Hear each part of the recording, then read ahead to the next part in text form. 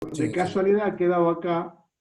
Esta es una publicación de Rosario, donde hay una pequeña historia de distintos métodos. Fíjense que hasta el año 72, que sale la guía esta que vimos el martes, que en realidad se llaman guía interina o guía provisoria, no sé cuál es la traducción exacta, acá debe decir guías provisorias, ¿ves? Este, hasta el año 72, que el gráfico que vimos y que ahora vamos a repasar rápidamente, ellos no consideraban que era un método de diseño, obviamente por las limitaciones propias de tener un experimento que representa no más que las condiciones puntuales de la experiencia. Yo no puedo extrapolar nada. Si cambio alguna variable, tendría que verificar con otro experimento qué modificaciones introduciría esa variable en la correlación que hemos encontrado entre los parámetros que se han medido, en esa famosa ecuación horrenda, y a partir de ahí puedo decir, bueno, este va a ser el abajo con esta variable para este tipo de suelo, para este tipo de clima distinto, para este tipo de distribución de tránsito. Nosotros no podemos extrapolar ni siquiera los materiales de la base, cómo se van a comportar en otros materiales, y mucho menos de los suelos de subrasante en ese caso, ¿no? Aparte también hacemos otras suposiciones en relación a que el comportamiento de un tránsito ordenado, fijo, medido y acorde a una determinada distribución continua de 18 horas al día, 6 días a la semana, esa ejecución de carga es representativa del tránsito mezclado y mucho más dilatado en el tiempo. Yo intuyo que el factor climático va a tener mucho más peso en la vida real, y no sé a partir de ahí cómo el comportamiento de los distintos materiales. Ya hemos visto que son muy influenciables, en el caso de los pavimentos flexibles, los distintos materiales, ¿no? Con el tema de la humedad, ya vimos el tema de la temperatura, cómo afecta sobre todo a las partes de las mezclas asfálticas. La humedad afecta más a las capas de materiales sin ligantes. Obviamente, el tramo estudiado en el método original, estamos hablando de tramo corto, con un estricto control en la construcción. Ya he visto que se exigía a la subrasante, que era digamos, la capa menos importante, le hicieron controles para que tengan 98, más o menos 2 de humedad óptima, 98 de T99. Y obviamente ese tipo de metodología tan cuidada muchas veces en la vida real no es tal. Es decir, nosotros no fallamos, vas a fallar donde hay un detalle constructivo que no lo has tenido en cuenta cuando has hecho la construcción, cuando has hecho la capa, supongamos, y si vos no tenés un control muy riguroso, es muy posible que cuando ustedes van en esta ruta de pavimento de asfalto, fíjense, ¡pum!, un bache le aparece. ¿Y qué ha pasado acá? Si vos cavás, rápidamente te vas a dar cuenta qué ha pasado. Salvo que tenemos la ciudad y que hay un caño de agua, cosas así puntuales que son ajenas, digamos, a la puede haber roto, porque acá nosotros somos de la escuela de cambiamos cuando se rompe, ¿no? No tenemos un plan de mantenimiento en muchos aspectos, lamentablemente, ¿no? Bueno, a partir de, bueno, y acá faltaría, el año 2002 se hizo otra mejora, la que vamos a ver ahora van a ser el método del ASTO 86 y del ASTO 93. Vamos a ver un ejemplo aplicando este método. Cuando ustedes vean ASTO 93, tienen que pensar que estamos en el método que es más específico para hacer refuerzo, ¿no? Y en el año 2002, falta acá, se hizo una nueva modificación, pero siempre ya respetando el algoritmo el que vamos a ver ahora del año 86, que a su vez es bastante pariente del que ya vimos, del año 72. Sí, obviamente se le introducen algunos factores para mejorarlo. La del año 2002 básicamente respeta el mismo algoritmo, sí hace consideraciones en relación a las cargas, aplica algunos coeficientes correctivos y en cuanto a los valores de confiabilidad para los distintos tipos de caminos. O sea, en definitiva son maquillaje porque de fondo no hace nada, gracias. De fondo no cambia mucho, ¿no?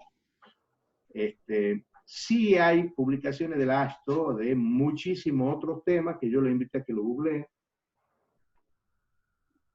Por ahí veo en la página de Pavimento, lamentablemente, que no hay mucha participación de parte de ustedes, ¿no? Porque cuando yo subo cosas ahí, parto de la esperanza de que la hayan leído, hecho una miradita aunque sea antes de la clase, ¿no? Y después veo que no entra nadie, entonces es medio frustrante.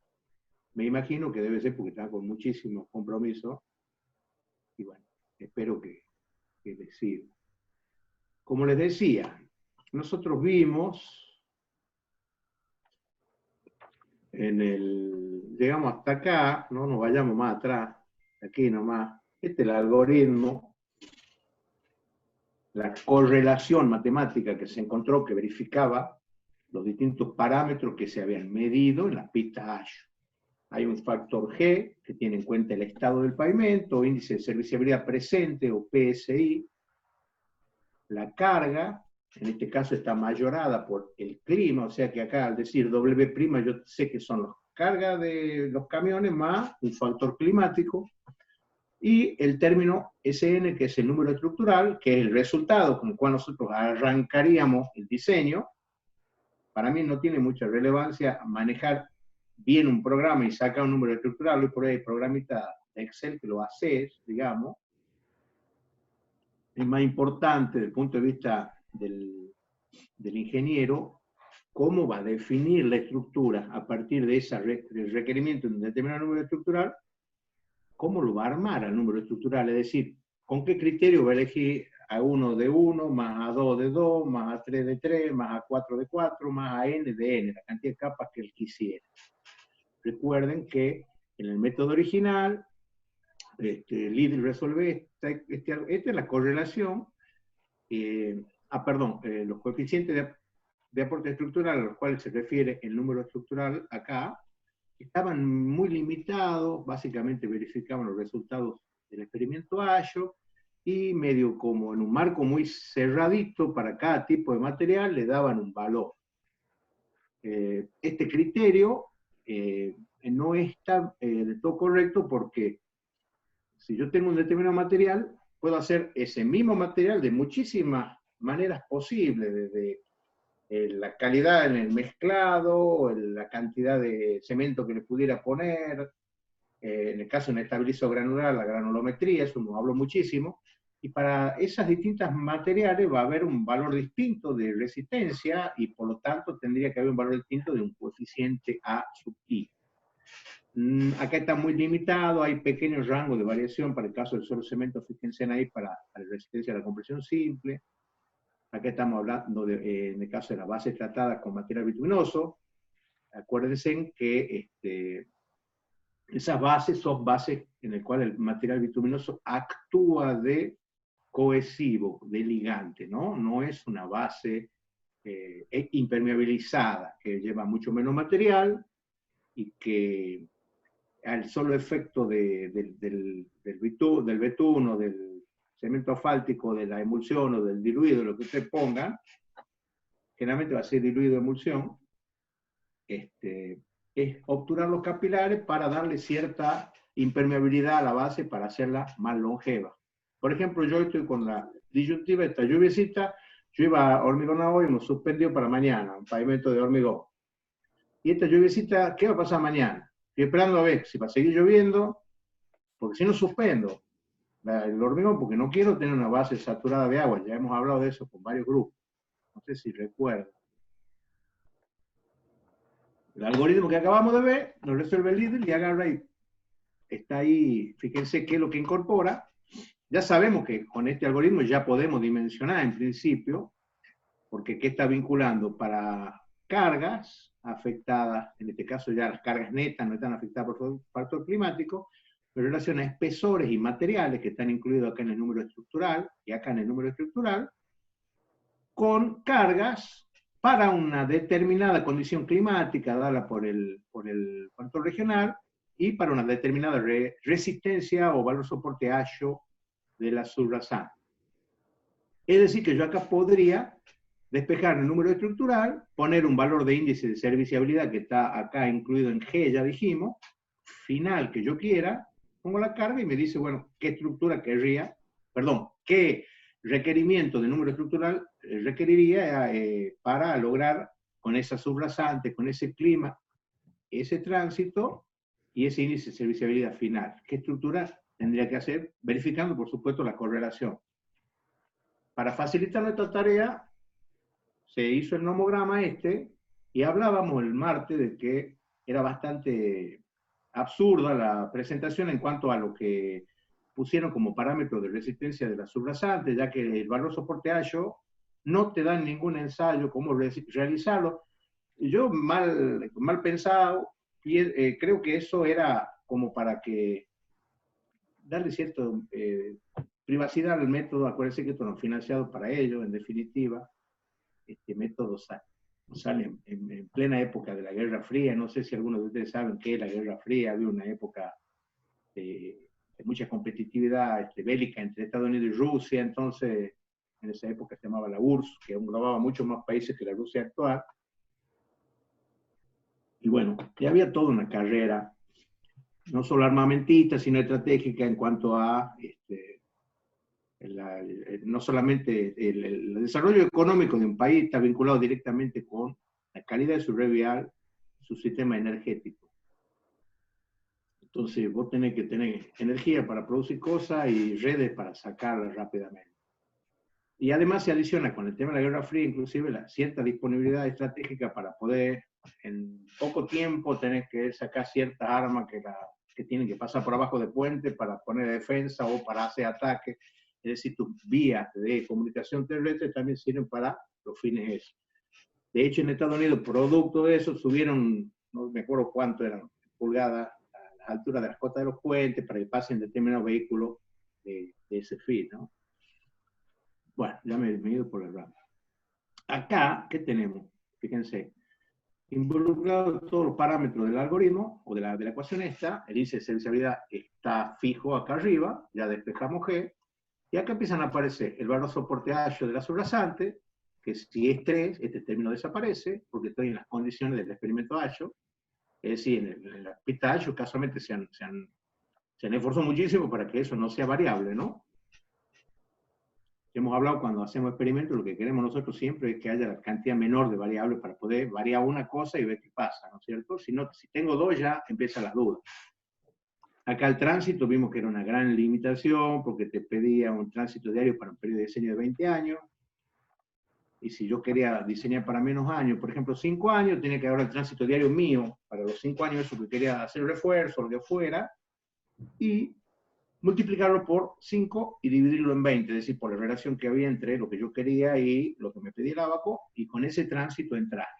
Calculábamos, sacábamos el número estructural y a partir de ahí se corregía por un factor climático, que lamentablemente para nuestro país trabajamos con este mapa de temperatura que tiene que ver con la pluviometría, siendo que si bien la lluvia cae de un factor que sí afecta las condiciones de humedad del terreno de la subrasante, es uno de los factores. Hay otras consideraciones que son hasta más importantes, como la planealtimetría, es decir, el área de la cuenca que me involucraría en la zona donde está pasando el camino, y el área de las pendientes, por supuesto, el tipo de suelo, qué capacidad de drenar tiene, etcétera, etcétera. Hay un montón de situaciones particulares, por ahí te encuentras con manto de napa ascendente en determinada zona, en la zona del manantial ustedes van a ir a fundar, y hay una época del año que la tienen a 30 centímetros la napa.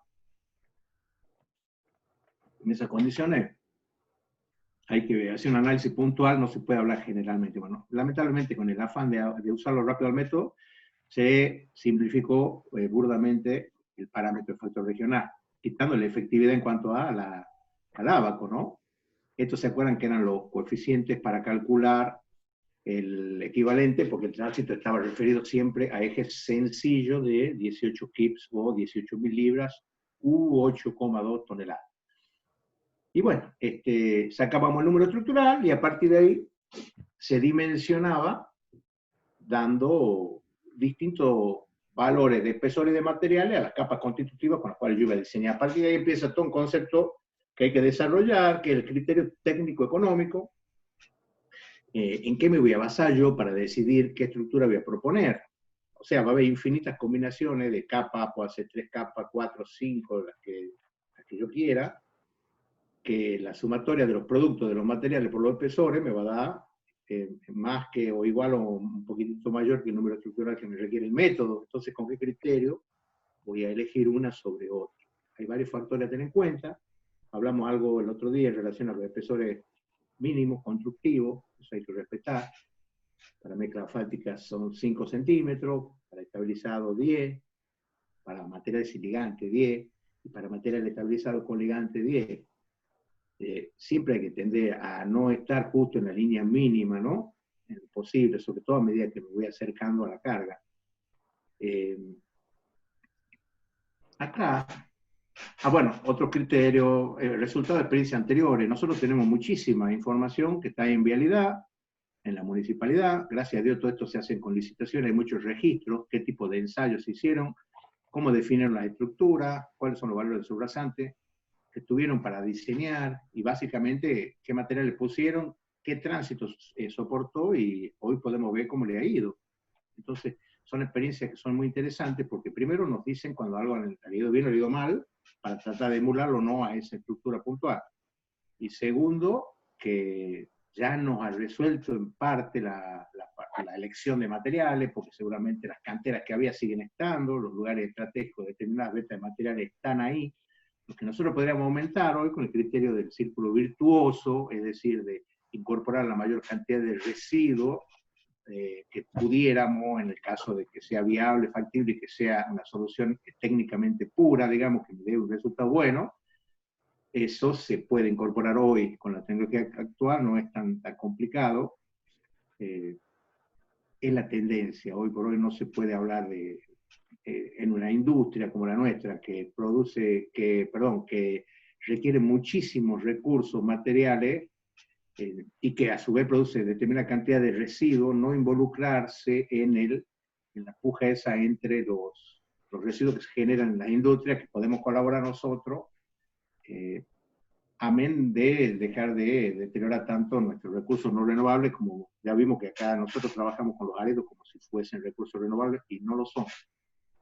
Es muy importante verificar también las zonas donde había problemas puntuales con napa o cómo se han comportado determinadas mezclas en función del clima.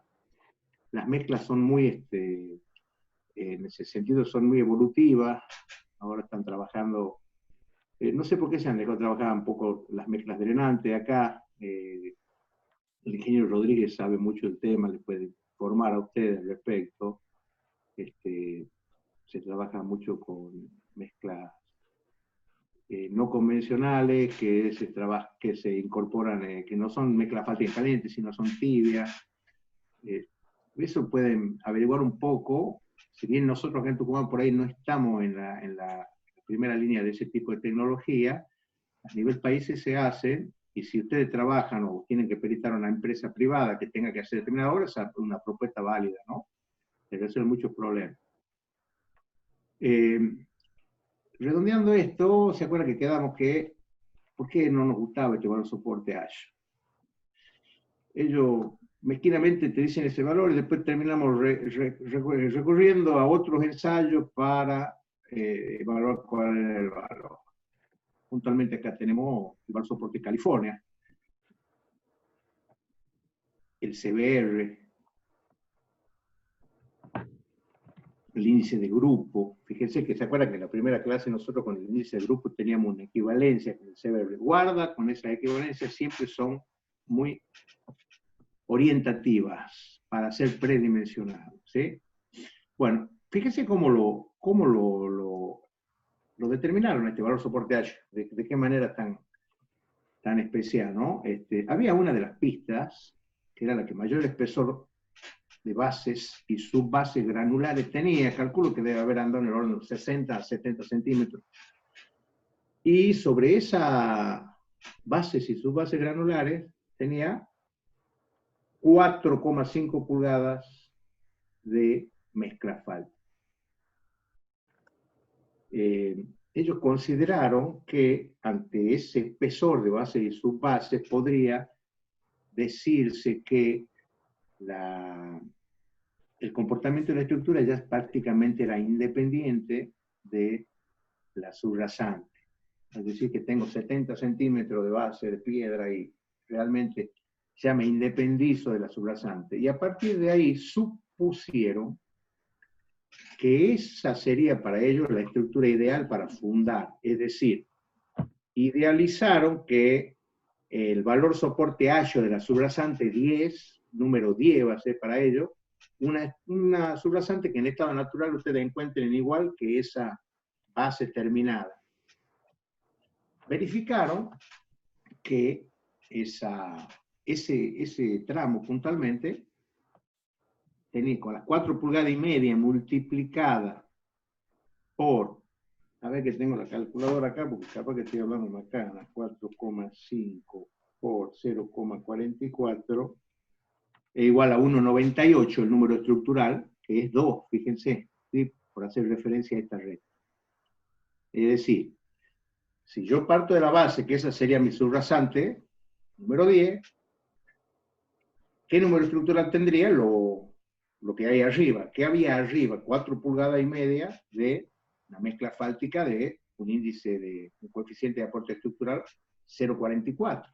Es decir, si yo multiplico 4,5 por 0,44 me da 1,98 y ese sería el número estructural a contemplar.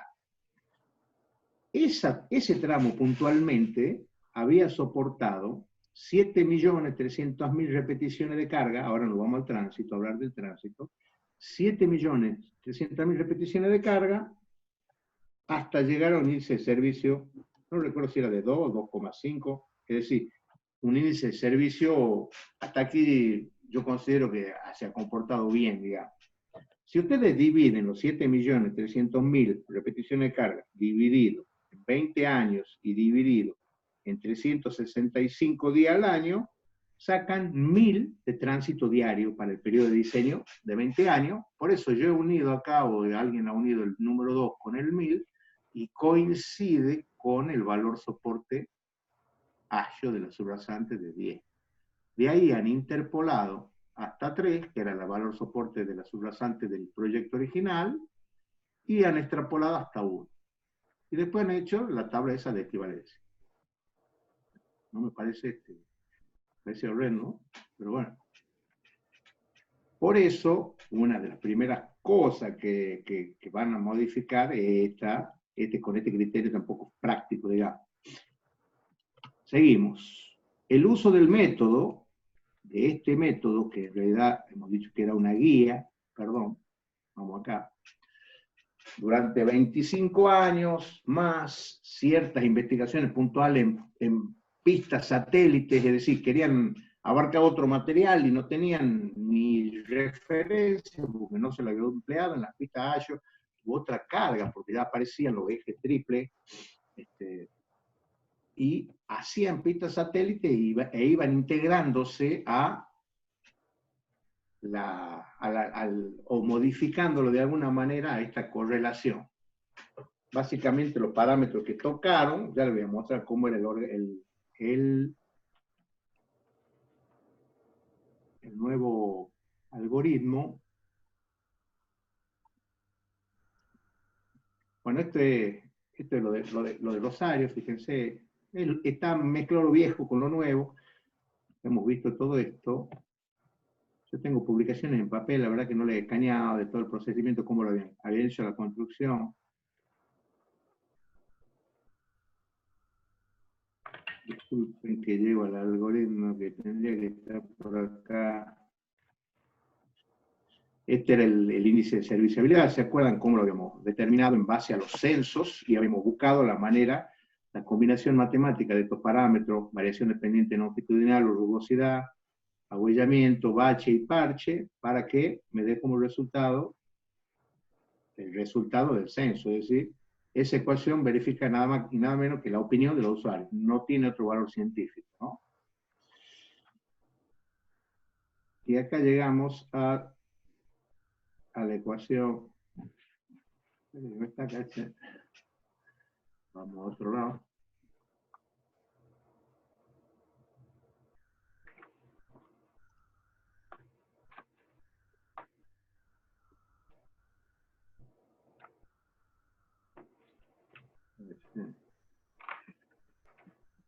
Bueno, acá está la ecuación, pero todo para ver acá. Vamos a tener que verla acá. Disculpen, chicos, la improvisidad, pero la verdad que no. Creía que estaba en el otro apunte.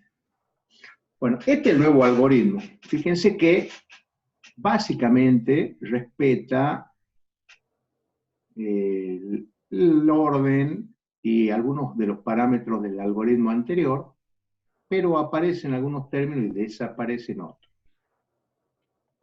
Fíjense, ¿se acuerdan el S-3, que es el valor soporte ágilo de la subrasante? Desaparece y aparece este factor que se llama el módulo resiliente, para evaluar el estado o la resistencia del pavimento en las distintas épocas del año. Ya vamos a ver que este factor es mucho más preciso, no solamente porque explican bien cómo se hace, sino por la manera en la cual se lo determina, ¿no? Mucho más representativo, tanto en la forma de actuar de las cargas, como en la representatividad de las distintas épocas del año, ¿no?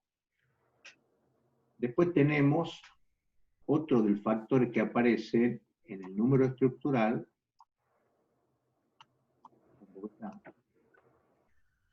Número estructural, ya vamos a ver que aparecen los coeficientes de drenaje. Voy a tener que ir a los apuntes viejos. Aparece este término ZR, que tiene que ver con la confiabilidad, y un factor S sub 0 con la error de predicción de tránsito y comportamiento. Ya vamos a ver en detalle estos términos. ¿Qué pasaba? Piensen un poco, abran la cabeza. En las pistas AYO, el algoritmo ese que ellos llegan, que está acá, vamos a ir. Ingeniero, disculpe, queda un minuto de reunión. Bueno, hacemos la pausa entonces. Y seguimos desde acá. Y de paso voy a buscar eso. Hagamos 5 minutos, chicos, a las 7 nos vemos, por favor, gracias. Ok. Perfecto. Bien, bien.